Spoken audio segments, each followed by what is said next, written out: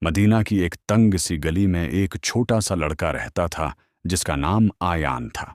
وہ بہت غریب تھا مگر اس کے دل میں ہمیشہ سچائی اور ایمانداری تھی۔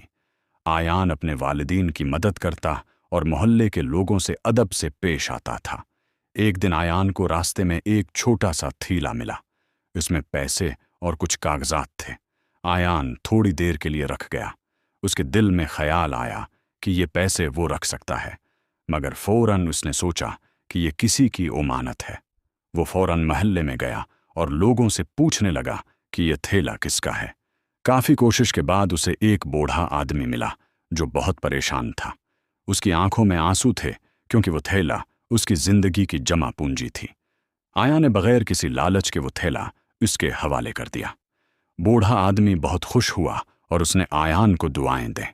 کچھ دن بعد اس آدمی نے آیان کے والد کو کام پر رکھ لیا تاکہ وہ اپنی زندگی بہتر بنا سکیں۔